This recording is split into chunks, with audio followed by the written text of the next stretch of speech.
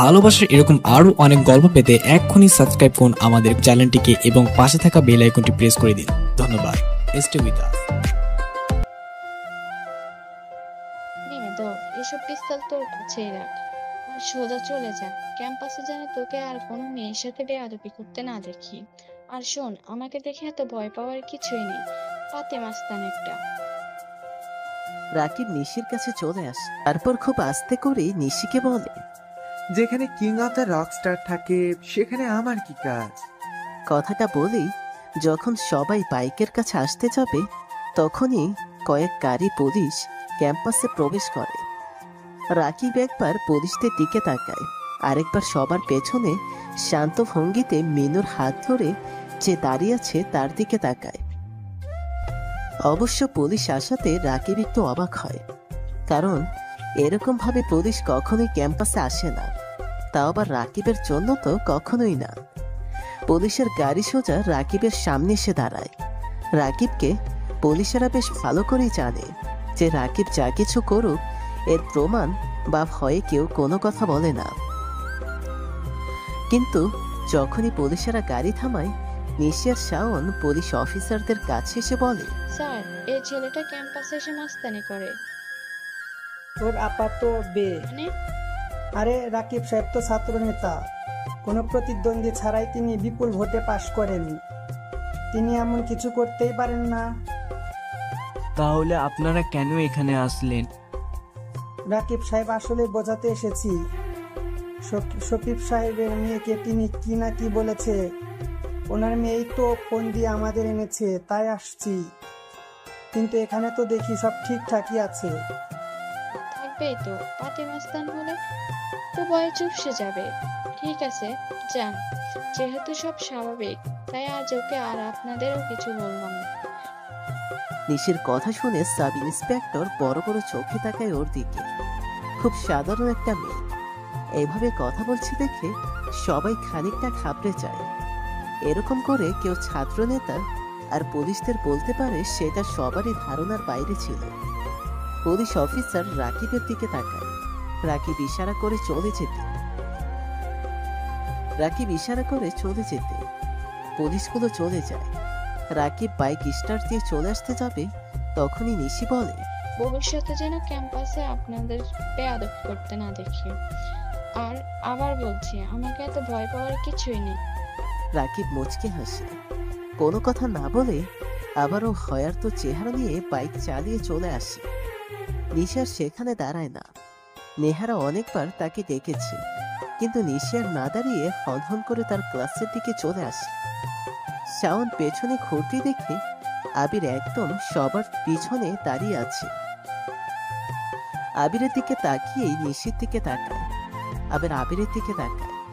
কয়েকবার নিশি আর আবিরের দিকে তাকিয়ে নিশির দিকে মুখ করে মুচকি হাসতে থাকে। শাওন বুঝে যায় রাকিব চলে যাওয়ার আগে কেন মুচকি হেসেছিল, হয়তো তার কারণ আবিরই।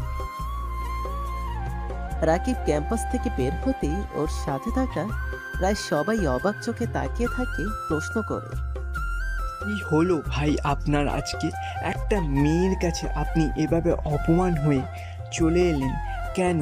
কি সমস্যা হয়েছে? এবার থেকে আমাদের কি কেউ আর ভয় পাবে? আহ, চুপ কর তোরা। আমি কি একবারও বলেছি যে মেয়েটাকে ভয় পেয়ে চলে এসেছি?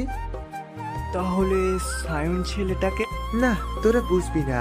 আর আজকে রাতে তোরা আমাকে কেউ ফলো করবি না। আজকে আমার একটা কাজ আছে। আচ্ছা। রাকিব চলে যায় নিজ গন্তব্যে। এদিকে ক্যাম্পাসের সবাই শাওনকে বাহবা দিতে লাগলো। নেহা আজ শাওনের কাজের জন্য বেশ ইমপ্রেস হয়েছে। শাওনের আশেপাশে ঘেঁষার চেষ্টা করছে নেহা। আজ শাওনের কাজের জন্য বেশ ইমপ্রেস। শাওনের আশেপাশে ঘেঁষার চেষ্টা করছে নেহা, কিন্তু এসব কিছু শাওনের দৃষ্টি আকর্ষণ করছে না। শাওন তাকিয়ে আছে মিনুর হাত ধরে চলে যাওয়া ছেলেটার দিকে। ভাইজান, জানো আমি যখন আপারে দেখতে গেছিলাম তখন প্রায় সাথে সাথে আপারে সাইরা দিয়েছে। আমরা এক লোকে বাড়িতে আইছিলাম, একজন কালো কোট পরা লোক এসে পুলিশের কি কাগজ দেখাইছিল, তারপরে সাইরা দিছে। পুলিশগুলো আমার দিকে অবাক চোখে তাকাইছিল। আপারে নিয়ে বাইরে আইসা আপনারা অনেক কইছিলাম। ফুল গাছের নিচে বসতে বসতে মিন্নু কথাটা বলে। আবির একটু শব্দ করে হাসে, তারপর মিন্নুর দিকে তাকিয়ে বলে,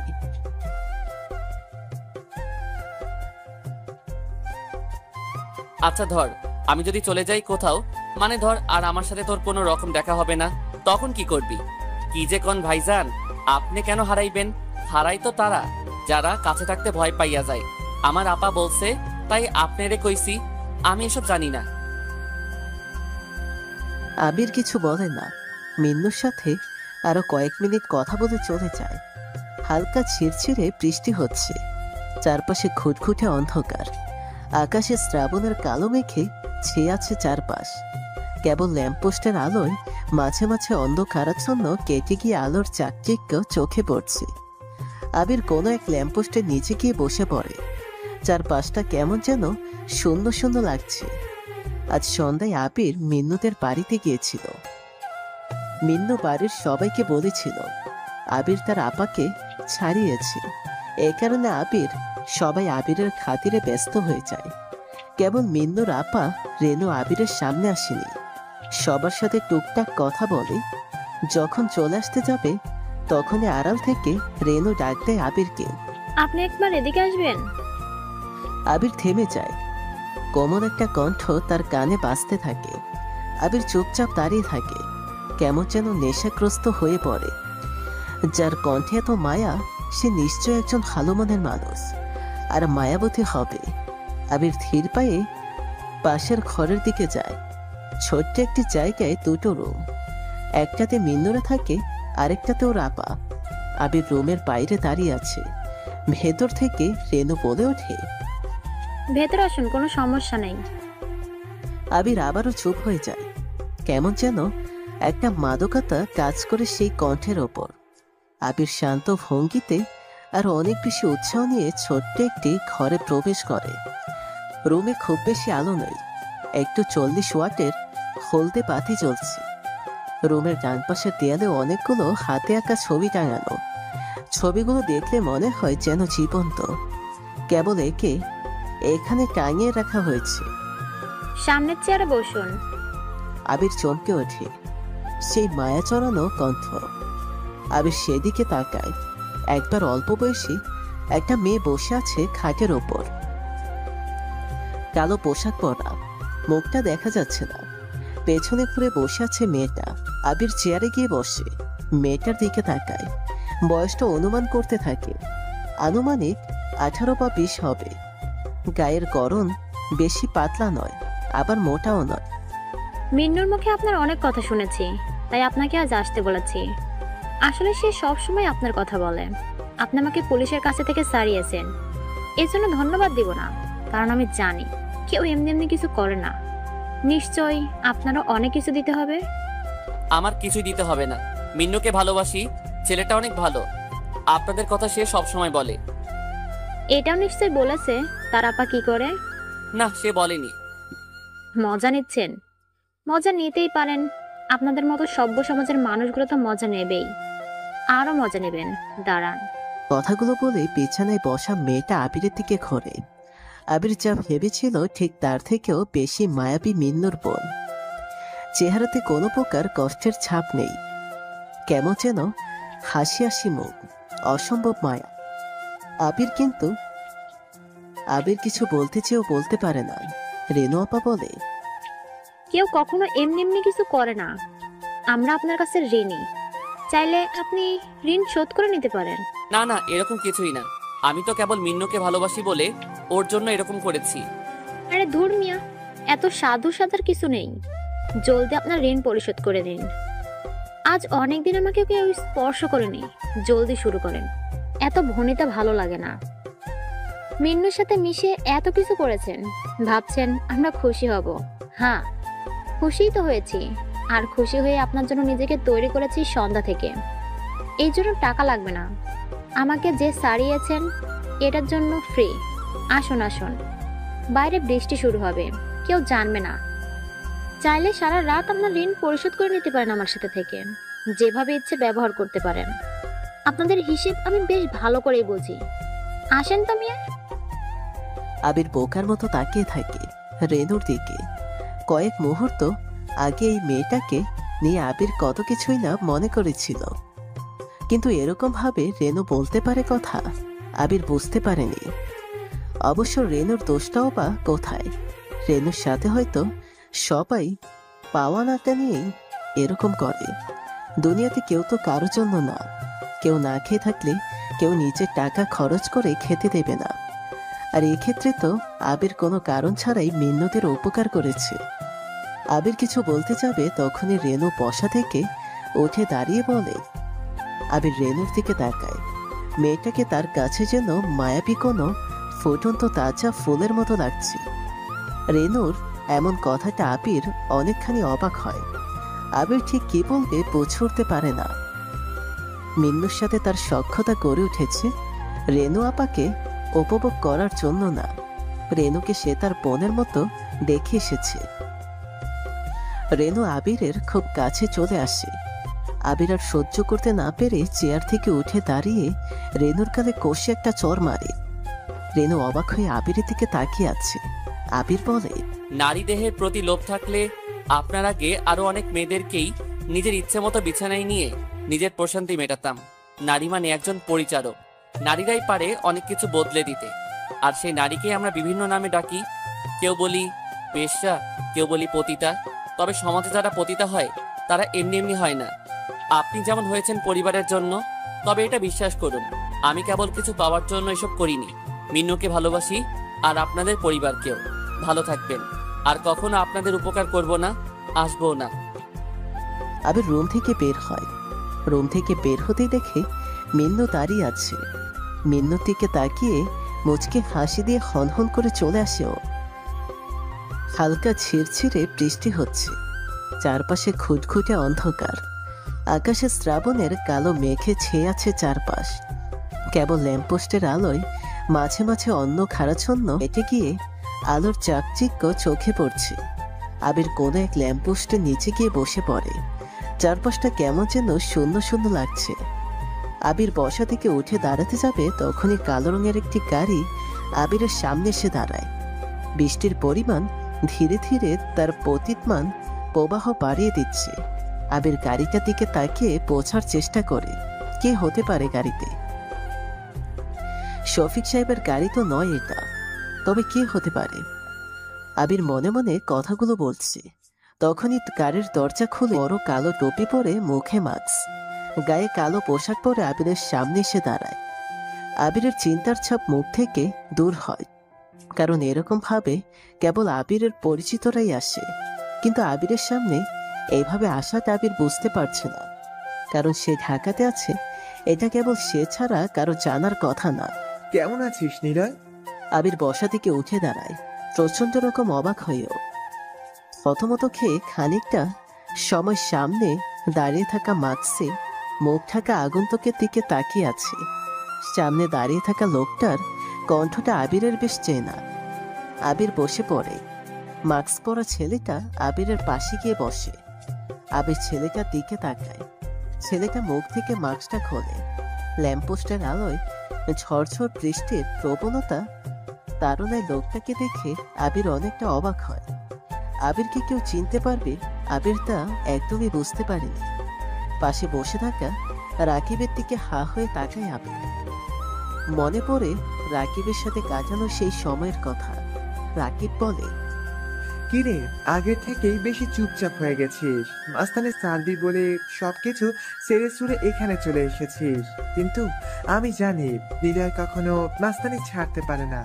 এখানে আসার পিছনে কারণ আছে। কেন এসেছিস? তোর জন্য কতগুলো অপমান সহ্য করেছি আজ জানিস? তুই এখান থেকে চলে যা। ঢাকা সিটি শুধু আমার। তুই তো বলেছিলি যেমন খুশি সেভাবে থাকতে, কেবল গ্যাংস্টারের সবার সামনে অজানা রাখতে। তোর থেকে চলে এসে আমি নিজের মতো করে নিজেকে তৈরি করেছি। আবার তুই আসছস। আমি জানি তুই রাফিয়ানিতে সেরা, কিন্তু রাকিবকে থামিয়ে আবির একটু শব্দ করে হাসে। রাকিব আবিরের দিকে তাকায়। আবির বসা দিয়ে উঠে দাঁড়িয়ে রাকিবের হাত থেকে মাস্কটা নিয়ে নেয়। তারপর শান্ত ভঙ্গিতে বলে, পিস্তলটা তোর গায়ের সব কাপড়গুলো দে, আর নেহার পিছু ছেড়ে দে। আবিরের কথা মতো কোমর থেকে পিস্তলটা দিয়ে দেয় রাকিব। আবির মাস্কটা পরে নেয়, কোমরে পিস্তল গুঁজে পকেট থেকে ফোন বের করে কয়েক পা এগিয়ে আসে। আরো একটা ড্রেস গাড়িতে রাখা আছে, আর নেহার পিঠো যদি না ছাড়ি, হা হা হা, বাসায় চলে যা। জানিসই তো রাগ করতে ভালো লাগে না, রাগের কারণে সম্পর্ক নষ্ট হয়। আর ভালো করেই জানিস রাকিব আমি রেগে গেলে কি হতে পারে। যেটা বললাম সেটা কর। আবির আর দাঁড়ায় না। রাকিবের গাড়ির দরজা হালকা খোলা ছিল। রাকিবের গাড়িতে উঠে গাড়ি স্টার্ট দেয় আবির। রাকিব ল্যাম্পপোস্টের নিচে বসে বোকার মতো তাকিয়ে থাকে আবিরের চলে যাওয়ার দিকে। রাকিব মনে মনে আবিরকে অনেক কিছু বলতে থাকে, কিন্তু সেসব কথার কোনো শব্দ নেই, কেবল নীরবতায় ছেয়ে আছে। চারপাশ অন্ধকার, দূরে দুটো গাড়ি দাঁড়িয়ে আছে। আবির কিছুটা দূরে রাকিবের গাড়িটা ব্রেক করে, তখনই ছুমছুমিয়ে বৃষ্টি নামছে। চারপাশে বৃষ্টির ধোঁয়াতে ঢেকে আছে। আবির গাড়ি থেকে নামে। 4 জন লোক দাঁড়িয়ে আছে দুটো গাড়ির সামনে। সেই 4 জন লোকের গায়ে রাকিবের মতো ড্রেস আপ। 4 জন লোকের মুখে মাস্কও আছে। 4 জন ছেলের সামনে 3 জন লোক হাঁটু মাটিতে লাগিয়ে হাতে হ্যান্ডস্কাপ পরা অবস্থায় বসে আছে, মুখের উপর কালো কাপড় বাঁধা। আবির ধীর পায়ে এগিয়ে আসে ওদের কাছে। খুব কাছে আসতেই কোনো একজন ছেলে একটি চেয়ার এনে আবিরের সামনে রাখে। আবির শান্ত ভঙ্গিতে চেয়ারে বসে কোমর থেকে পিস্তল বের করে। ভাইয়া, মোহন শেখ, জামির হায়দার আর নাসির মোল্লা 3 জন পুলিশদেরকে তুলে নিয়ে এনেছি তোমার প্ল্যান মতো। মন্নুকে মোহন শেখ পেটে লাথি মেরেছিল, জামির হায়দার রেনুকে অনেক মেরেছিল আর বাজে কথাও বলেছিল।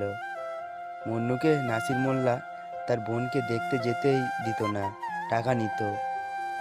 এদেরকে মন চাইছে কপালে গুলি করে মেরে দিই। আবির ইশারা করে। আশরাফ সিগারেটের প্যাকেট ছুঁড়ে দেয় আবিরের দিকে। আবির সিগারেট চালায়, কয়েকবার সিগারেট টান দিয়ে আবারও ইশারা করে ওদের মুখের ওপর থেকে কাপড়গুলো সরাতে বলে। আবিরের কথা মতো কাপড় সরায়। 3 জন পুলিশ অফিসার আবিরের সামনে বসে আছে। কে কে তোমরা? এভাবে কেন আমাদের তুলে এনেছো? জানো তোমাদের কি করতে পারি?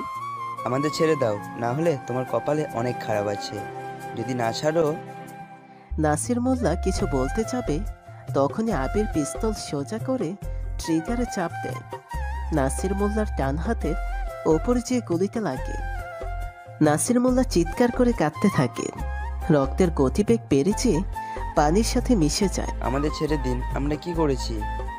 আমাদের মারবেন না। আবির কোনো কথা শোনে না, সবার দিকে পিস্তল তাক করে ট্রিগারে চাপ দেয়।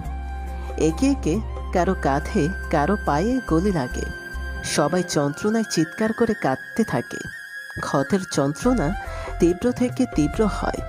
শেষে আর সহ্য করতে না পেরে জ্ঞান হারায়। 3 জন পুলিশ বৃষ্টির পানির অপ্রতিরোধে পড়ে আছে। আশরাফ এগিয়ে আসে আবিরের দিকে। আবির মুখের ওপর থেকে মাস্ক আর লম্বা টুপিটা খোলে। সাথে সাথেই সবাই সবার মাস্ক খুলে নেয়। আবিরের দিকে আশরাফ তাকিয়ে বলে, বুঝতে পারছি না এদেরকে কেন না পেরে এভাবে রেখে দিলে। আর তাছাড়া সেদিন বলেছিলে আর মাস্তানি করবে না, তবুও আবার এত কিছু করলে। তোমার প্ল্যান মতো সব কিছুই করলাম, কিছুই বুঝতে পারছি না। এত কিছু তোদের বুঝতে হবে না। মা কেমন আছে? আন্টি রোজ তোমাকে খোঁজে, পায় না। আচ্ছা যা, চলে যা। আমি না ডাকা অবধি তোরা যেন সিটিতে একদমই পা রাখবি না। আর শাওনের সাথে যোগাযোগ কম করবি, সে আমার সাথেই আছে। আর এই 3 জনকে থানার সামনে রেখে আসবি। আবির আর কিছু বলে না, বসা থেকে উঠে চলে আসে। আশরাফ, সায়ান, হাসান আর মেহেদি চলে আসে সেখান থেকে। রাকিবের গাড়িটা রাকিবের বাড়ির সামনে পার্ক করে আবির চলে আসে। ঝমঝমে বৃষ্টি হচ্ছে। নেহা ছাদের এক কোণে দাঁড়িয়ে হাত ছড়িয়ে বৃষ্টিতে ভিজছে। গায়ে সাদা রঙের ড্রেস আপ, চুলগুলো আর ঘন কালো। আজ অনেকদিন পর নেহা ছাদে এসে বৃষ্টিতে ভিজছে, কারণ আবিরের জন্য নেহা ঠিকমতো ছাদে আসে না। রাস্তার দিকে তাকিয়ে বৃষ্টিতে ভিজছে। আর আজকে ঘটে যাওয়া ঘটনাগুলো মনে করছে। বারবার নিজেই বিড়বিড় করে বলেছে, হ্যাঁ অনেকবার শাওনের কথা ভেবেছে। এমনটা না যে শাওনের কথা ভাবে, তবে আজ অজান্তেই শাওন আর আজকের ঘটনাটা বেশি মনে পড়ছে নেহার। রাস্তার দিকে তাকিয়ে খেয়াল করে কেউ একজন ভিজতে ভিজতে ঘরের বাড়ির ভেতর প্রবেশ করছে। নেহা ভালো করে তাকিয়ে দেখে এটা আবির, তবে অন্য দিনের মতো খ্যাত লাগছে না তার। আজকে পোশাকে যেন এক ধরনের স্মার্টনেস ছড়িয়ে পড়ছে। নেহা ভালো করে তাকায়, আবিরকে আজ দেখতে অন্যরকম লাগছে। ঠিক তখনই নেহা দেখে তার বাবা শফিক আহমেদ একটা ছাতা নিয়ে এগিয়ে যায় আবিরের দিকে। নেহা অবাক হয়ে তাকায়, কারণ শহরের টপ প্রভাবশালী লোকদের মধ্যেই সেরা 5 নম্বরে, কিন্তু তবুও তিনি সামান্য একটা ছেলের জন্য এরকম বৃষ্টির মধ্যে ছাতা নিয়ে এগিয়ে আসাটা নেহার মনে অনেকগুলো প্রশ্ন তৈরি করে দেয়। কে ছেলেটা? কেবল বাবাকে বাঁচিয়েছে বলে এত কিছু তার জন্য করছে, কারণটা কি? সত্যি কি আমরা যা দেখছি সেটাই ঠিক, নাকি এর পেছনে অন্য কিছু আছে? বাবাকে খুব করে জিজ্ঞাসা করতে হবে। আবির ভেতরে প্রবেশ করে, সিঁড়ি ভেঙে ওপরের দিকে যেতে থাকে। চিলকোঠার কাছাকাছি আসতেই দেখা যায় নেহার সাথে। নেহা নিচের দিকে নামছে। আবির নেহার দিকে তাকায় না, নেহা আর চোখে আবিরের দিকে তাকায়। নেহি স্পষ্ট খেয়াল করে আবির তার দিকে একবারও তাকায়নি। মনে মনে বলে, কিরে চান্দু, পাশ দিয়ে বৃষ্টিতে ভেজে সুন্দরী নিয়ে যাচ্ছে, তাকাচ্ছে না কেন? কি ভাবরে চান্দুটার? নীলয় ছাদে আসে, বাইরে থেকে ছাদের দরজা লাগিয়ে দেয়। বৃষ্টির মধ্যে ধপ করে বসে পড়ে। বৃষ্টির পানি আবিরের পুরো শরীরটা ঠান্ডা করে দিলেও ভেতরটা কেমন যেন অস্থির করে দিয়েছে। মায়ের কথা খুব মনে পড়ছে ওর।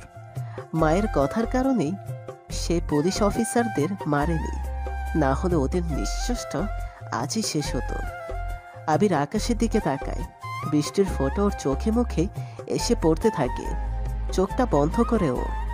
মিন্নু আর তার বোনের মুখটা চোখের সামনে ভাসতে থাকে। রেনুর কথাগুলো আবারও মনে করতেই বুকটা কেমন ছ্যাদ করে ওঠে। সে চাইলেই পুরো শহরে অনেক কিছুই করতে পারে, কিন্তু সবকিছু যেন আজ অন্যরকম। অবশ্যই এরকমটা হচ্ছে তার শান্তশিষ্ট স্বভাবের কারণে। না, আর মাস্তানি একদমই প্রকাশ করব না। রাকিব কি চাই? সে কেন আজ এভাবে কথা বলল? আবির অনেক কিছুই ভাবছে।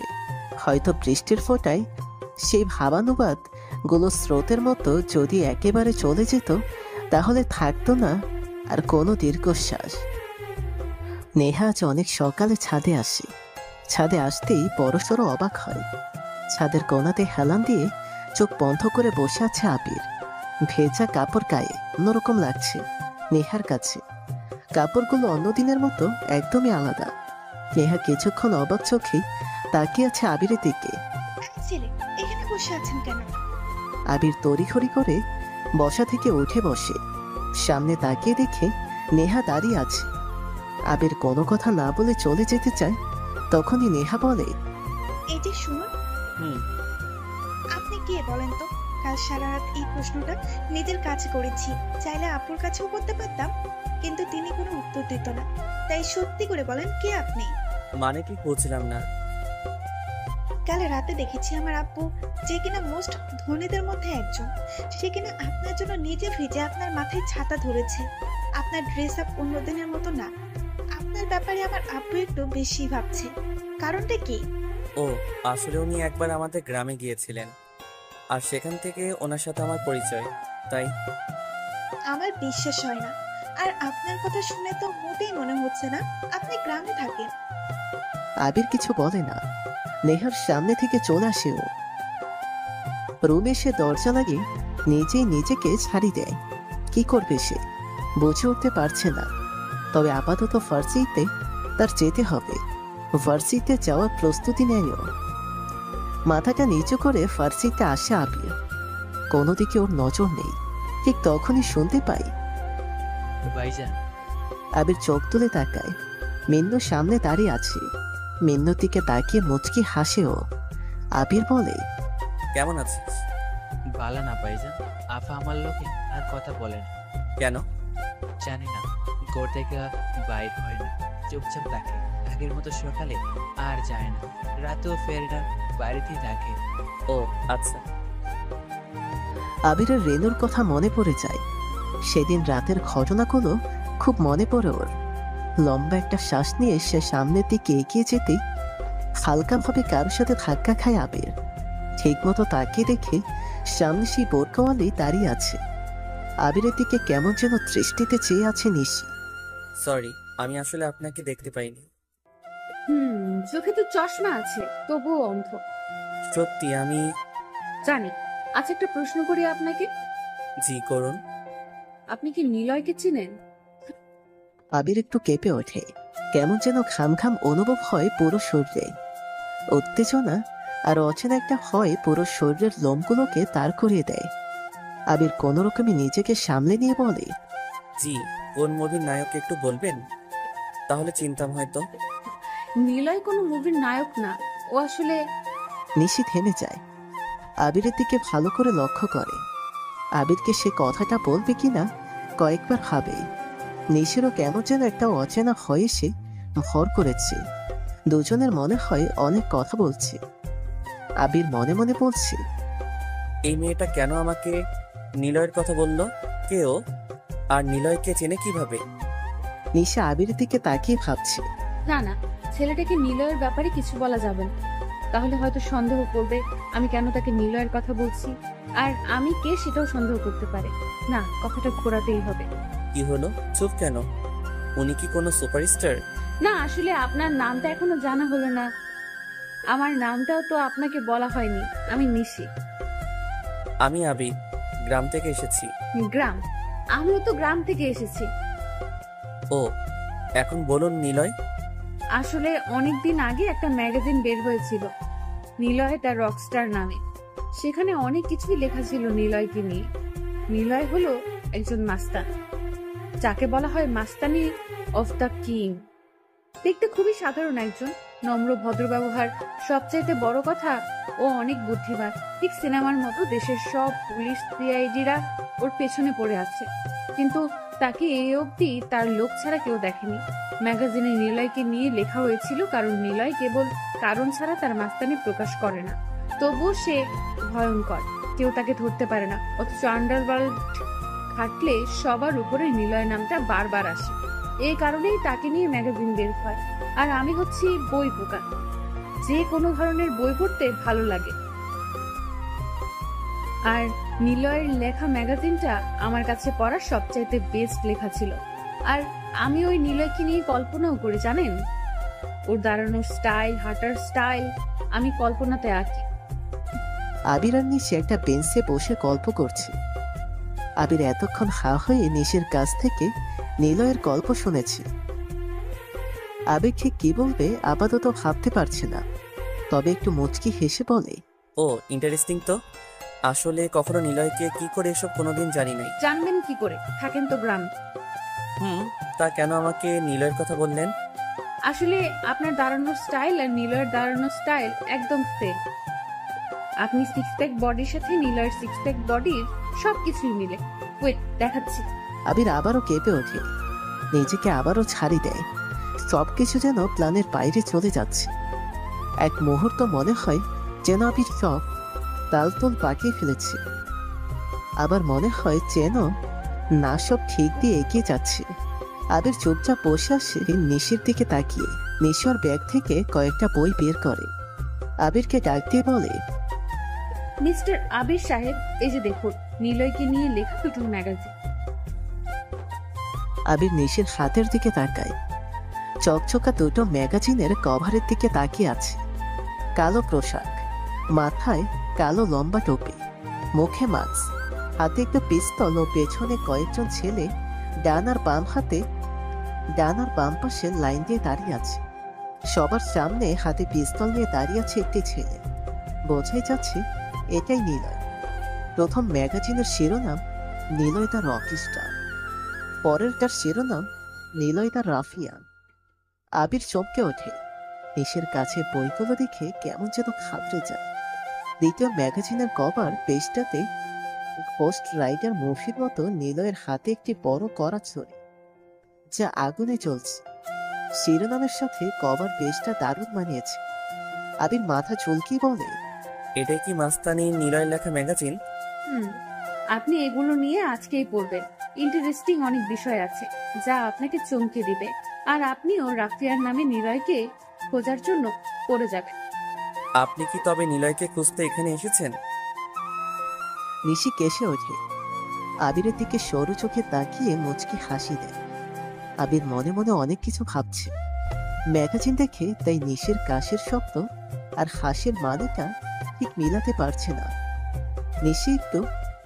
নিশি একটি নিজেকে সামনে নিয়ে বলে, আরে সেরকম কিছুই না।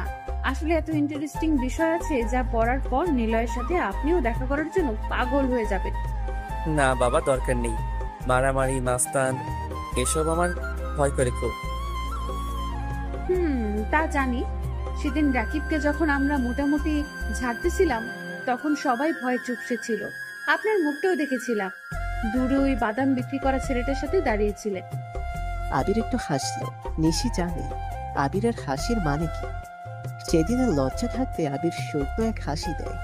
নিশি এটাই ভাবছে। আবির বিড়বিড় করে বলে, শেরকে চিনতে তার গর্জনের দরকার হয় না। নিশি সাথে সাথেই বলে, কিছু বললেন? না মানে বলছি যে ম্যাগাজিনগুলো কি নিতে পারি? অবশ্যই। আগে আমি নেব। দুজনেই চমকে যায়।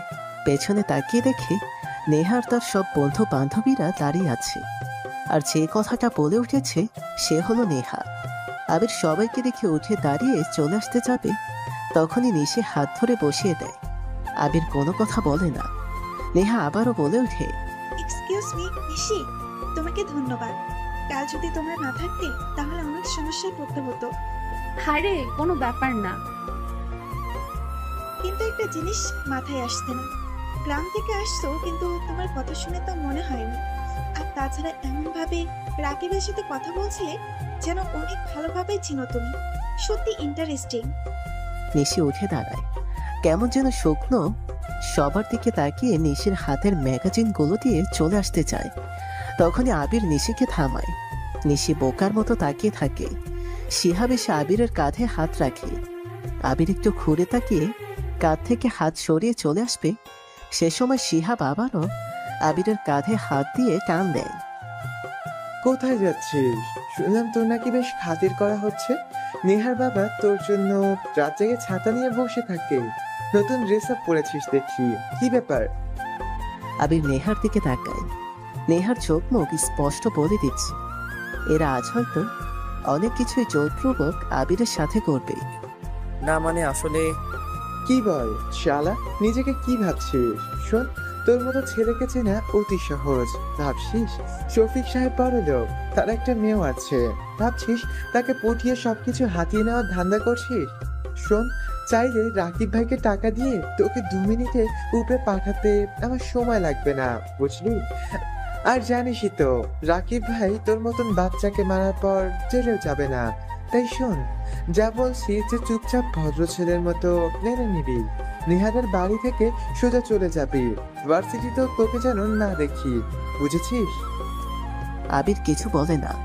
মাথাটা নিচু করে চলে আসতে যাবে, তখনই নিশি এসে আবিরের পাশে দাঁড়িয়ে বলে, কি ব্যাপার শিহাব, তুমি কেন ওর সাথে এভাবে কথা বলছো? ছেলেটা কত ভালো। তোমাদের সাথে কি কখনো ঝামেলা করে? দেখো না তোমরা, কিছু বললেই সে চুপ করে শোনে, কোনো প্রতিবাদও করে না। আর বাসায় চলো, খালামুলিকে বলছি তুমি ভার্সিটিতে কি সব করে বেড়াও। দেখো নিশি, এসব আমার ভালো লাগে না। তুমি তোমার মতো থাকো, আমি আমার মতো। না হলে এর ফল কিন্তু ভালো হবে না। যদি না শুনি তোমার কথা? ভেবে বলছো তো কথা, না হলে কিন্তু অনেক কিছু হয়ে যাবে। নিশি একটু শব্দ করে হাসে।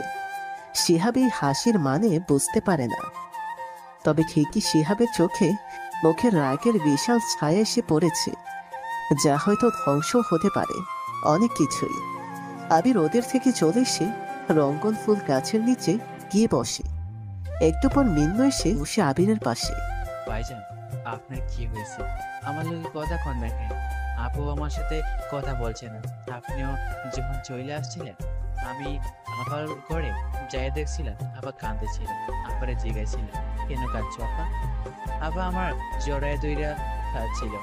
ভাইজান অনেক ভালো রে। ভাইজান সবাই কেন আমার সাথে কথা বলছে না? আবির মিন্নুর দিকে তাকায়। মিন্নুর চোখে মুখে বিষাদের অস্ত্র পেয়ে পড়ছে। আবির মিন্নুর মাথায় হাত বুলিয়ে দেয়, তারপর বলে, তোর আপাও অনেক ভালো। আপাকে দেখে রাখিস আর বলিস বাইরে না যেতে। তোমরা কি ফ্রেন্ড? আবির ঘুরে তাকায়। পেছনে তাকিয়ে দেখে নিশি এসে দাঁড়িয়েছে। নিশির দিকে তাকিয়ে আবির চুপ হয়ে যায়। মিন্নু বলে, না আসলে ভাইজান রে আমি অনেক ভালোবাসি আর উনিও আমারে ভালোবাসে। আমার আপুরে তো ভাইজান জেল থেকে ছাড়াই আনছিল। মানে আহ মিন্নু। মিন্নু এবার চুপ হয়ে যায়। নিশি এসে ওদের পাশে বসে, তারপর বলে, আচ্ছা আমাকে কি তোমরা বন্ধু বানাবে? হ্যাঁ, বন্ধু হইতে হইলে পালা হইতে হইব। আমিও ভালো। ওরা তিনজন হাসতে থাকে। আবির নিশির দিকে তাকায়। মুখটা বোরকাতে ঢাকা নেই, দাঁতগুলো চিকন, মিষ্টি হাসি ওর গোলগাল মুখে বেশ মানিয়েছে। তিনজন বসে বসে গল্প করছে আর হাসছে। ওদিকে স্নেহা। আমরা কি তুমি করে বলতে পারি? নিশির এমন কথা শুনে আবির তাকায় ওর দিকে। কিছুক্ষণ তীক্ষ্ণ দৃষ্টিতে তাকিয়ে থেকে শুকনো এক হাসি দেয় আবির। নিশি আবার বলে, আসলে আমরা সেম ক্লাস, তাই ভাবলাম তুমি করে বলি। আবির সম্মতি জানায়। দুজনে মিন্নুর সাথে বসে গল্প করে। ঠিক তখনই শুনতে পায় বাইকে বিকট শব্দ। অনেকগুলো বাইক ক্যাম্পাসে এসে গোল করে ঘুরতে থাকে। আবির সেদিকে তাকায়। রাকিবের মুখটা ওর চোখের সামনে ভাসে। নিশিও দেখে রাকিব আবার এসেছে। রাকিব বাইকটা নেহার সামনে এসে থামায়। ছেলেটা আবার এসেছে, ওকে তো আমি। নিশি বসা থেকে উঠে দাঁড়ায়। আবির ওকে থামিয়ে বলে, কি ব্যাপার, তুমি কোথায় যাচ্ছ? দেখছো না তুমি, সেই মাস্তানটা আবার আসছে। সেদিন শিক্ষা হয়নি, আজ ওকে বোঝাবো মাস্তানি করার ফল কি। আরে কি বলছো এসব নিশি? তুমি তো গ্রাম থেকে এসেছো আর ছেলেটা এখানকার লোকাল, তাহলে কেন শুধু শুধু চেঁচে পড়ে ওর সাথে ঝামেলা বাঁধাবে? ঝামেলা করবে ও? ওর অত সাহস নেই, চেনে না আমি কে। কে তুমি? নিশি চুপ হয়ে যায়। আবিরের দিকে শান্ত দৃষ্টিতে তাকিয়ে মুচকে হাসে, যার অর্থ বোকা বোকা হাসি। আবির ফ্রুকুচকে তাকিয়ে বলে, বলো কে তুমি? আবির, আমাকে প্রপোজ করো, কাউকে কিছুই বলবে না। কি বলবো? আসলে আমি একজন সিআইডি অফিসার। মানে? আবির চমকে ওঠে। শফিক সাহেবের কথা মনে পড়ে যায়। বলেছেন শহরের নতুন একটি সিআইডি টিম এসেছে আর সেই টিমের অফিসার একজন বুদ্ধি ব্যাংক, কিন্তু তাকে কেউ কখনো দেখে চেনা, এমনকি সে পেয়ে রেখেছিলেন সেটাও বোঝা। কিন্তু আবির ঠিকই জানতে পেরেছে নিশি হলো সেই সিআইডি অফিসার। এমন ভাবে অভিনয়টা নিশি করেছে যেন খুব সাধারণ একজন সে। আবিরের প্রশ্ন না দিয়ে নিশি বসা থেকে উঠে দাঁড়ায়। রাকিবের দিকে এগিয়ে যেতে থাকে সে। আবির পকেট থেকে ফোন বের করে শফিক সাহেব আবিরের অবাক কাজে হয়েছে। অবাক হওয়ার পর আবির কখনো তাকে ফোন করেনি। বলো নিলয়। বললাম তো আমাকে নিলয় নামে ডাকবেন না। ওকে সরি, বলো কি দরকার? দরকার আমার নয়, আপনারই। থার্ড সিটিতে চলে আসুন, নেহা রাকিবের সাথে ঝামেলা করবে। দূর, তুমি যে কি বলো? তুমি থাকতে আমার কি প্রয়োজন সেখানে? চলে আসুন। আবির নিশির পেছনে যায়। রাকিব নেহার সামনে দাঁড়িয়ে আছে। নেহার গালে হাত দিয়ে বলে, কেমন আছো? তোমাকে না বলেছিলাম ভালোবাসি, কিছু ভাবলে নাকি? অবশ্য তোমার ভাবনার কি আসা যায়? হ্যাঁ বললেও তোমাকে চাই, না বললেও তোমাকে চাই। কোনো শক্তি নেই তোমাকে আমার থেকে নিয়ে যাবে। দেখুন, এসব আমার ভালো লাগে না, আপনাকে আমার সহ্যই হয় না। ভাইয়া দুইলা নিয়ে যান, তারপর এক রাত যাবার পর ছাইরা দেয়। মাইয়া আর কারো কাছে মুখ দেখাতে পারবে না, তখন পাখিটাও আপনার, ছাঁচাটাও আপনার। পলাশের কথা শুনে রাকিব সহ রাকিবের সাথে থাকা সবাই হাসতে থাকে। শিহাব নেহার সামনে এসে দাঁড়ায়। রাকিব হাসি মুখে বলে, কিরে তুই আবার কে? ভাই, নেহা হলো আমার বন্ধু। আর নেহা আপনাকে কখনো ভালোবাসবে না, কারণ নেহা ওই যে আবির নামের ছেলেটাকে, তাকে ভালোবাসে। শিহাবের কথা শুনে সবাই হা হয়ে যায়। নেহা ও শিহাবের দিকে অবাক দৃষ্টিতে চেয়ে আছে। নিশি রাকিবের দিকে এগিয়ে আসতে যেয়ে থেমে যায়। সবাই আবিরের দিকে তাকায়। আবির সবার দিকে একবার তাকিয়ে চোখ সরিয়ে নেয়, মাথাটা নিচু করে নিচের দিকে তাকিয়ে থাকে। নেহা এসে শিহাবের কাছে আস্তে আস্তে গলায় বলে, ওই শয়তান, এসব কি বললি? ও দাঁড়া না, দেখ কি হয়। একসাথে দুটো কাজ হয়ে যাবে। আবির তোদের বাড়ি ছেড়ে চলে যাবে, আর এই ভার্সিটি ছেড়েও। রাকিবও তোকে আর জ্বালাবে না। মোট কথা, আমার মিথ্যেতে অনেক বেশি লাভ হবে। চুপচাপ দেখতে থাক। রাকিব পোকার মতো আবিরের দিকে তাকায়। আবির রাকিবের দিকে তাকিয়ে এক দৃষ্টিতে চেয়ে আছে। রাকিব এগিয়ে যায় আবিরের দিকে।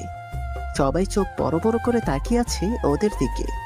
তখনই হয়তো আবিরকে রাকিব পেটাবে কিংবা মেরেও ফেলতে পারে। আবিরের খুব কাছে যখন রাকিব এসে দাঁড়ায়, তখনই নিশি রাকিবের সামনে এসে বলে, তোকে না বলেছিলাম ভার্সিটিতে না আসতে, আবার আসছিস? ওই মেয়ে, তোর সমস্যা কি? আমাকে চিনিস না ঠিক মতো। আগে আমার ব্যাপারে খোঁজ নে, তারপর সামনে আসিস। 9টা খুন জুলুম করে ছাত্র নেতা হয়েছিস। আগে নিলয়ের গ্যাংয়ে কাজ করতি, পরে সেখান থেকে বেইমানির জন্য তাড়িয়ে দেওয়া হয়। তারপর এখন এখানে এসে মাস্তানি শুরু করেছিস। পেছনে লিড দেওয়ার মতো কেউ নেই বলে নিজেই নেতা হয়েছিস, যাতে পুলিশ তোকে কিছুই বলতে না পারে। এই জন্য বল, আর কি কি ব্যাপার বলা লাগবে তোর সম্পর্কে? নিশির কথা শুনে রাকিব ভয়ার্থ দৃষ্টিতে তাকিয়ে থাকে।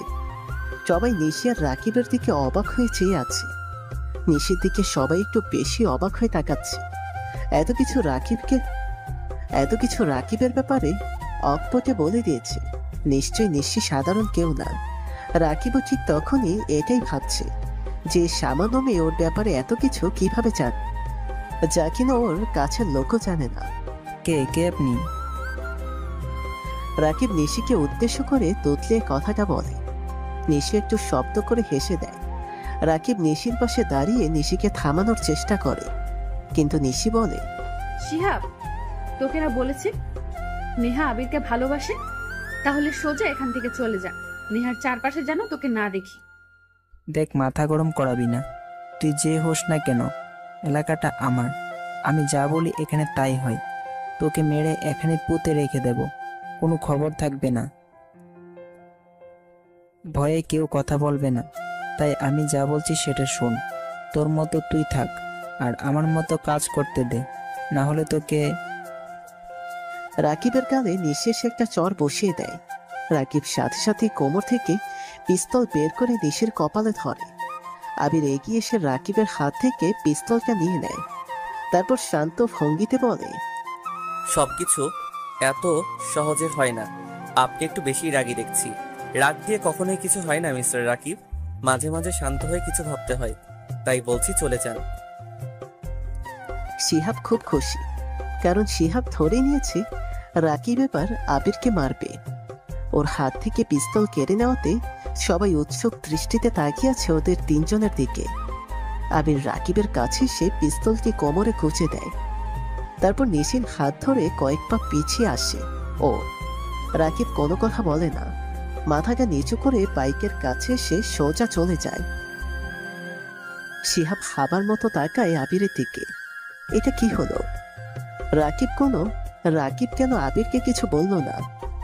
রাকিবের চোখে মুখে কেমন একটা হয়ার সবাই স্পষ্ট দেখতে পেয়েছে, কিন্তু কেন? সবাই মনেই একই প্রশ্ন ঘুরপাক খেতে থাকে। বিশেষ করে শিহাব আরো বেশি করে ভাবতে থাকে। শিহাব ভেবেছিল রাকিব এখনই আবিরকে মেরে হাত পা ভেঙে এখানেই ফেলে রাখবে। রাকিবের ভয়ে শহর ছেড়ে পালাবে আবির, কিন্তু তার কিছুই হলো না। বরং রাকিব কেমন ভয় নিয়ে এখান থেকে চলে গিয়েছে। কিন্তু কেন? কিসের এত ভয়? নিশিকে তো রাকিব ভয় পায়নি, তাহলে আবির? না না, আবিরকে কেন ভয় পেতে যাবে? গেও ফুটমার্কে একটা ছেলে, ঝাড়ি দিয়ে কথা বললে ভয়ে চুপসে যায়, কোনো কথাই ভয়ে বলতে পারে না। তাহলে কেন রাকিব আবিরের কথা শুনে চলে গেল? শিহাব মনে কথাগুলো বেশ চট পাকিয়ে চলেছে, কিন্তু এর কোনো উত্তর সে খুঁজে পাচ্ছে না। নেহে সে শিহাবের পাশে দাঁড়িয়ে বলে, কি হলো এটা? কি প্ল্যান করলি আর কি হয়ে গেল? শিহাব কোনো কথা বলে না, তার মনেও যে একই ভাবনা চলছে। তখনই সবাই দেখে দানে একটা কালো গাড়ি ক্যাম্পাসে প্রবেশ করছে। সবাই গাড়ির দিকে তাকায়। নেহা গাড়িটা খুব ভালো করে চেনে, ওর বাবার গাড়ি। শিহাব নেহাকে বলে, কি রে, তোর আব্বুকে আবার ডাকতে গেলি কেন? উনি এখানে কেন আসলেন আর কখন ডাকলি? আরে আমি ডাকি নাই, আমারও তো সেম প্রশ্ন, উনি কেন এখন এইখানে আসলেন? তবে যাই হোক, আমাকে মনে হয় নিতেই আসছে। শফিক সাহেবের গাড়িটা নেহাদের ক্রস করে আবিরের সামনে গিয়ে থামে। নেহা আবারও চোখ বড় বড় করে তাকায়। এটা আবার কি হলো? ওর নিজের বাবা হয়ে নেহাকে গুরুত্ব না দিয়ে সোজা আবিরের সামনে গিয়ে থামে। বান্ধবী বন্ধুরাও নেহার দিকে তাকায় হাবার মতো। নেহা লজ্জাতে চোখ ঘুরিয়ে আবিরের দিকে তাকায়। শফিক সাহেব গাড়ি থেকে নেমে সোজা আবিরের সামনে গিয়ে দাঁড়ায়। আবিরকে কিছু বলতে না দিয়ে আবিরকে জড়িয়ে ধরে নদী। শিহাব, ফারিয়া, তিন্নি, তিশা, নাইমা, সোহেল, আরিফ ও নেহা সবাই অবাক হয়ে শফিক সাহেবের গায়ে দামি কাপড়, বোঝাই যাচ্ছেন তিনি কোনো মিটিংয়ে ছিলেন। আর আবিরের গায়ে ময়লা টাইপের কাপড়, তবুও তিনি আবিরকে জড়িয়ে ধরেছে। ব্যাপারটা অবাক হওয়ারই মতো। তোর আব্বুর কি সম্মান নেই নাকি? গরিবদেরও এভাবে আগলে নেয়? জানতাম না তো। শুধুমাত্র আবিরের জন্যই এমন করছেন উনি? বাবা, এত পছন্দ তোর আব্বুর আবিরকে, তাহলে বলিস জামাই করে নিতে। এমনিতেই তো পই সবাই জেনে গিয়েছে তুই আবিরকে ভালোবাসিস। ফারিয়া, এটা আমার প্ল্যান ছিল। বকবক না করে দেখ নিহার আব্বু কি করছে। শফিক সাহেব আবিরকে ছেড়ে দিয়ে আস্তে গলায় বলে, কি হয়েছে বলো? আমার মেয়ে ঠিক আছে? আপনি একটু বেশি ভালোবাসা দেখাচ্ছেন সবার সামনে, আর আপনার মেয়েকেই যে জিজ্ঞাসা করেন। তুমি বললে ঠিক, তার মানে সে ঠিক। ওকে, জিজ্ঞাসা করা লাগবে না, আমি ওকে বাসায় নিয়ে যাচ্ছি। আব্বু, তুমি হঠাৎ ক্যাম্পাসে কেন আসলে? রাকি, তোর সাথে বেয়াদবি করে আমাকে আগে কেন বলিস নাই? তুমি জানো রাকিব কে? জানি। কে বলেছে আর কি জানো? তোর সাথে খারাপ বিহেভ করে, আর তার জন্যই ক্যাম্পাসে আসছিলাম। কিন্তু যেখানে নিলয় আছে সেখানে রাকিব কি করে তোর দিকে তাকায় বুঝলাম না। নিলয়? এই নিলয় খবর কে? ও না, মানে তুই ঠিক আছিস আর ফোন দিয়েছিস বলে এসেছিলাম। কে ফোন দিয়েছিল তোমার? আবির। এক মিনিট, তোমাকে দেখেই বোঝা যাচ্ছে মিটিং এ ছিলে। যেখানে আমরা কল করলে সারা দিনও ধরো না, আর তুমি সামান্য একটা ছেলের ফোন পেয়ে চলে আসলে। তোমার কাহিনীটা কি আমাকে বলো তো? তো কিসের খাতির তোমার ওর সাথে? আচ্ছা বাদ দে, গাড়ি নিয়ে চলে যা, আমি অফিসে যাব, পরে কথা বলবো। শফিক সাহেব তার অফিসের সামনে এসে গাড়ি থেকে নেমে যায়। নেহা আবারও হাবার মতো ওর বাবার দিকে তাকিয়ে থাকে। কি হচ্ছে নেহা বুঝতে পারছে না। কোথায় যেন একটা রহস্য জট লেগে গেছে। আই, তুমি এমন কেন? নিশির কথা শুনে আবির ওর দিকে কড়া দৃষ্টিতে তাকায়। নিশি আবিরের দিক থেকে চোখ নামিয়ে বলে, ভীতু কেন তুমি? তোমাকে দেখে মনে হয় কখনো মারামারিও করনি। এত ভয় পাও কেন? একটা মেয়েকে একজন মাস্তান এসে রোজ রোজ চালাবে, এসব দেখার পরও চুপচাপ সহ্য করো? আসলে কি দরকার এসব ঝামেলাতে জড়ানোর? দরকার আছে, তবে তোমার মতো ভীতুর দরকার নেই। আচ্ছা বুঝছি, তোমার তো অনেক সাহস, আমাকে সাহস ধার দিও। এখন বলো তুমি এখানে কেন? তুমি তো সরকারি লোক। তোমাকে ধরতে। আবির চমকে যায়। ভয় নিয়ে নিশির দিকে তাকায় আবির। নিশি তখনই উচ্চস্বরে হাসি দিয়ে বলে, মজা করছিলাম, তবুও ভয় পেলে? তোমারে দিয়ে তো দেখি মশাও মারা যাবে না, গাধা একটা। ও, ভয় পাইছিলাম। আসলে আমার পুলিশ দেখলে এমনিতেই ভয় করে।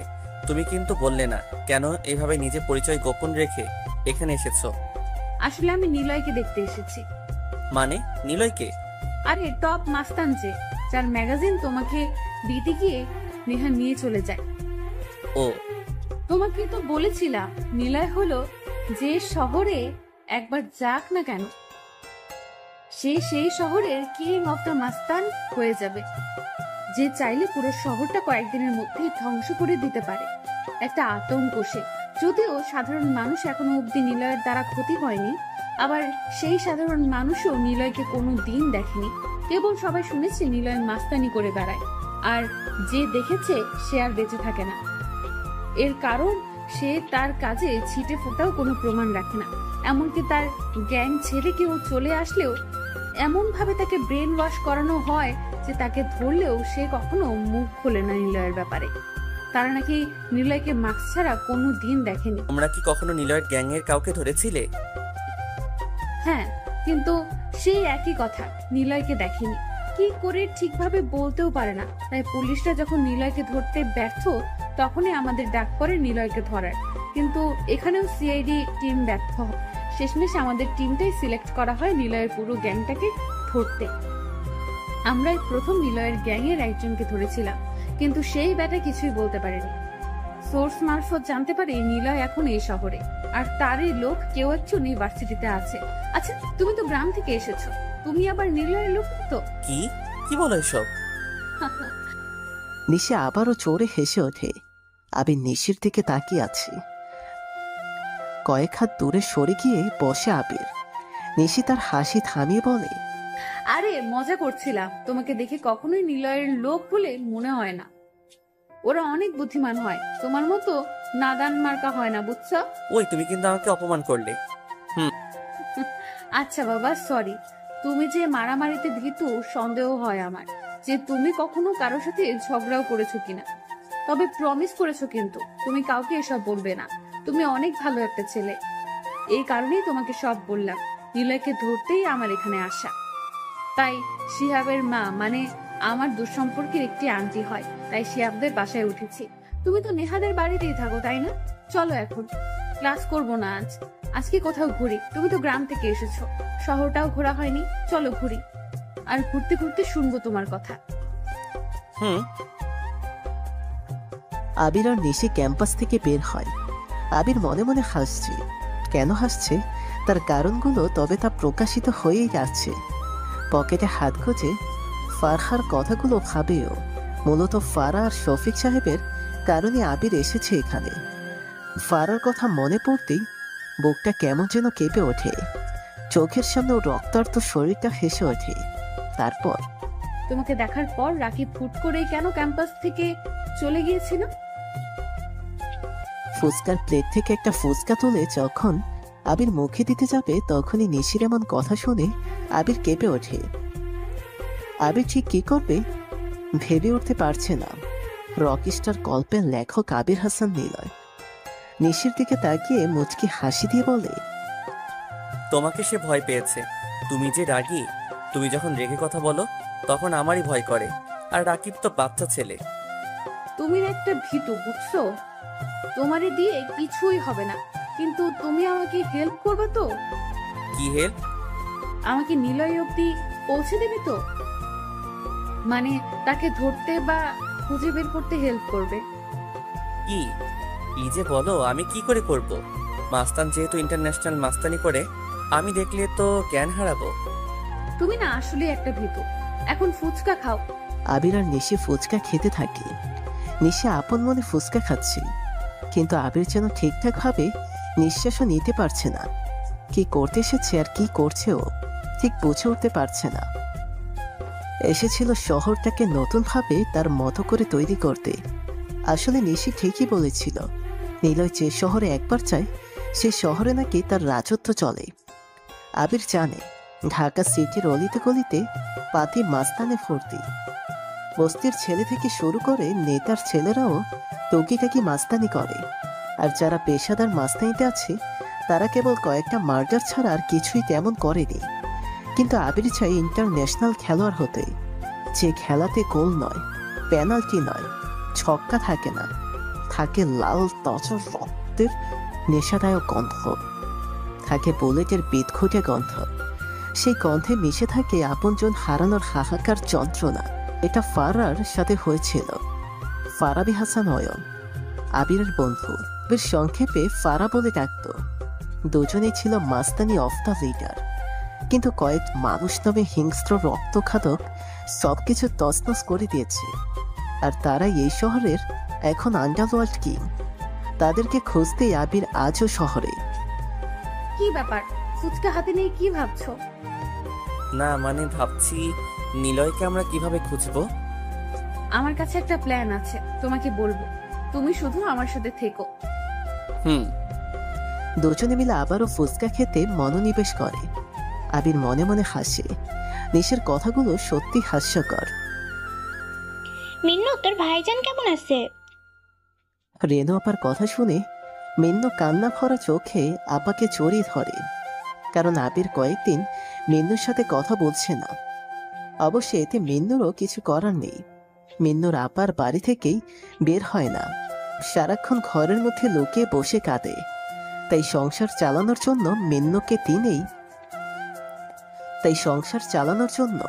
মিন্নুকে দিনের কয়েকটা সময় কাজ করতে হয়। এ কারণে আবিরের সাথে মিন্নুর তেমন দেখা হচ্ছে না। তোর ভাইজানকে বলবি যেন একবার দেখা করতে আসে। আচ্ছা, ভাইজান খুশি হইব। তুমি কইছো আসতে, তোমার কথা জিজ্ঞাসা, তুমি কেমন আছো সেটা জানতে চাইছিল। ও আচ্ছা। বিশাল কয়েকতলা বাড়ির মধ্যে আবির প্রবেশ করছে। বেলকনিতে বসে আছে নেহা। আবিরকে প্রবেশ করতে দেখে নেহা আবিরের দিকে তাকায়।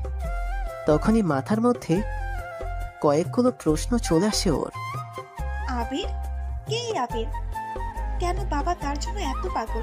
সে কি সত্যি এরকম, নাকি কিছু অসাধারণ আছে লোকটার মধ্যে? কেন জানি না, ছেলেটার মধ্যে কিছু একটা আছে যা হয়তো দেখা যাচ্ছে না। তাকে জিজ্ঞাসা করলেও বলছে না। তাহলে কি করব? আমি কি সত্যি প্রেম করব এই খ্যাত ছেলের সাথে?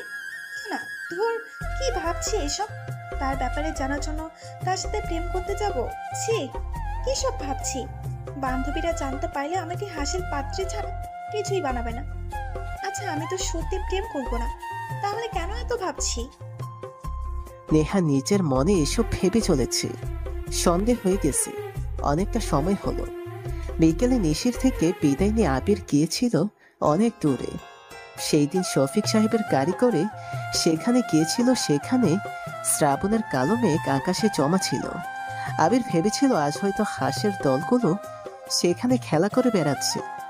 কিন্তু সেই ছোট্ট বিলে গিয়ে আবির কেবল কয়েক জোড়া সাদা বক ছাড়া কিছুই দেখেনি। তাই সেখানে কিছু সময় বসে নেহানের বাড়ি ফেরে। আর ফিরতে ফিরতে অনেকটা সময় হয়ে যায়। আবির যখন ঘরের মধ্যে প্রবেশ করবে তখনই দেখে নেহা ওর দিকে তাকিয়ে আছে অপলক হয়ে। আবির একটু থেমে নেহার দিকে তাকাতেই নেহা চোখ সরিয়ে অন্যদিকে তাকায়। আবির আর দাঁড়ায় না, জোরে হেঁটেই চিলেকোঠার ছোট্ট ঘরে চলে আসে। সন্ধ্যা নেমে গেছে, বাইরে হালকা হালকা বৃষ্টির পরিশ্রবণ।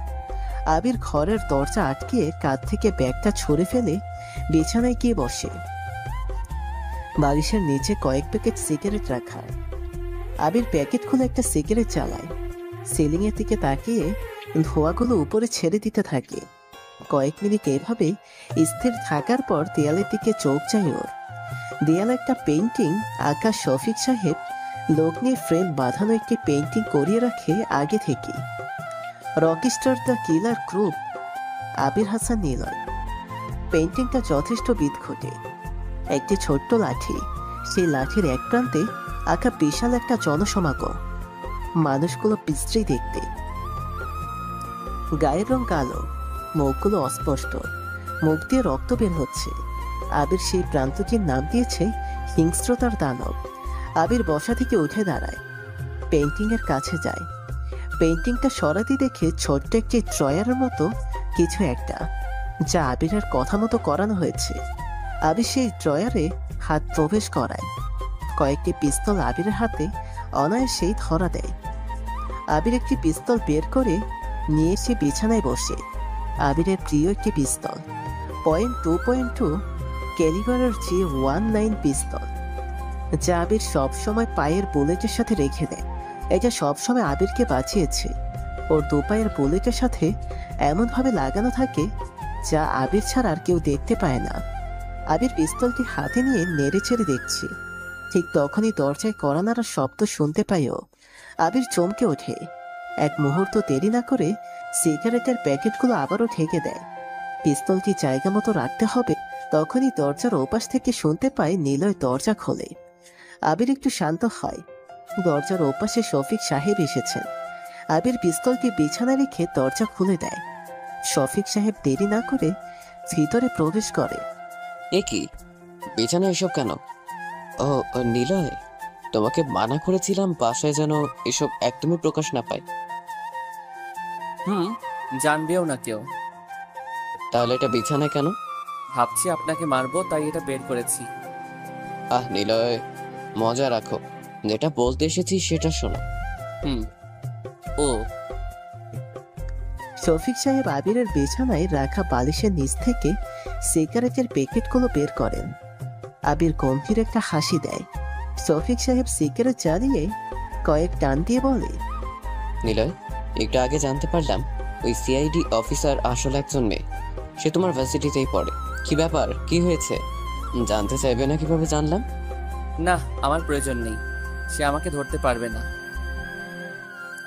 শফিক সাহেব একটু শব্দ করে হাসলেন। সিগারেটে কয়েকবার টান দিয়ে হাসি থামিয়ে বললেন, তোমার তো কিছুই দরকার পড়ে না। হয়তো দেখা যাচ্ছে আমার আগেই জেনে ফেলেছো অফিসারটা আবার কে। আচ্ছা ছাড়ো, যে জন্য আসা। আমি যদি তোমার কাছে একটা জিনিস চাই, দেবে? পাওয়ার। কি মানে? নিলয়, রাজনীতি বোঝো তো? এখানে তোমার মতো বুদ্ধিমান লোক দরকার। সত্যি কথা বলতে, আমি তোমার মাধ্যমে রাজনীতি করে প্রকাশ্য পাওয়ার পেতে চাই। আচ্ছা, হয়ে যাবেন। জানি তুমি যেটা বলবে সেটা তো হবেই। বাইরে বৃষ্টি শুরু হয়েছে। চিলেকোঠার ছোট্ট ঘরটাতে দুজন লোক, একজন রক্তের ফেরিওয়ালা, আরেকজন রক্ত দেখার ফেরিওয়ালা। আবির চুপচাপ শফিক সাহেবের পাশে গিয়ে বসে। টুম করে আবিরের ফোনে একটা মেসেজ আসে। আবির পকেট থেকে ফোন বের করতে যাবে, তখনই শফিক সাহেব থামিয়ে দিয়ে বলে, শাওনের মেসেজ ওটা। তোমার অর্কের কথা মনে আছে? আবির বিড়বিড় করে নামটা উচ্চারণ করে। গায়ের লোমগুলো যেন দাঁড়িয়ে যায়, মুখের রংটাও যেন হঠাৎ করে পাল্টে গিয়ে রক্তবর্ণ ধারণ করে।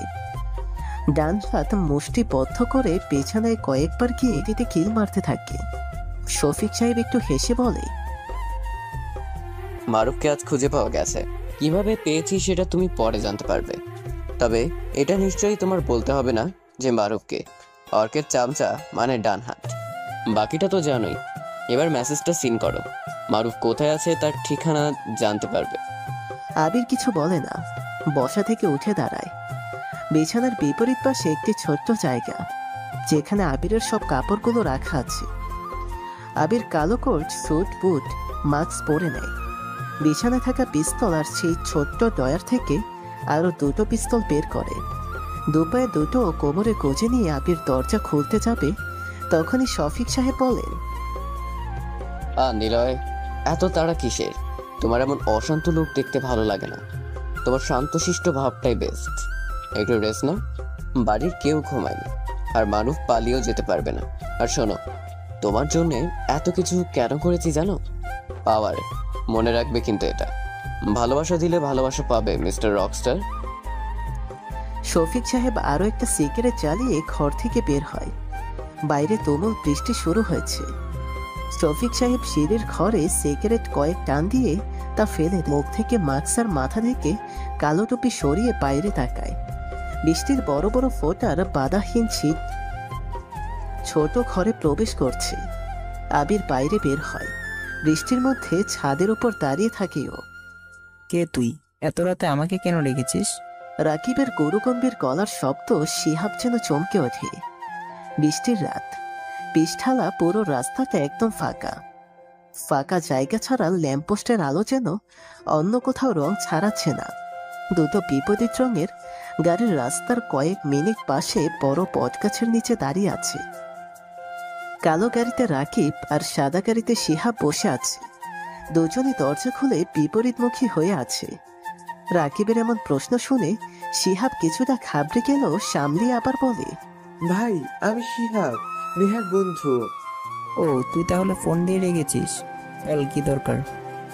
ভাই, আমার একটা কাজ করে দেবেন? প্রয়োজনে আপনি টাকা যা চাইবেন তাই দেব, আর দরকার হলে নেহাকেও এনে দেব আপনার কাছে। রাকিব প্রকুচকে তাকায়। অনেকদিন হলো রাকিব তেমন কন্ট্রাক্টে কাজ করে না, কারণ সে এখন মাস্তান হলো ছাত্র নেতা। এই কারণে আগের মতো কাউকে মারাটা কমিয়ে দিয়েছে। কিন্তু নেহাকে পাবে, অফারটা শুনেই রাকিব যেন গা ছাড়া দিয়ে ওঠে। শিহাবের দিকে তীক্ষ্ণ দৃষ্টিতে তাকিয়ে বলে, টাকা লাগবে না, নেহাকে চাই। বল কাকে মারতে হবে। আপনাকে সব জানাবো। আপনি রাজি কিনা সেটা জানতে চেয়েছি আজ। ঠিক আছে। রাকিব চলে যায়। শিহাব মনে মনে হাসে। হাসতে হাসতে শাওনকে একটা ধন্যবাদ দেয়, কারণ শাওনের সরলতার কারণে শিহাব জানতে পারে আবির আসলে কে।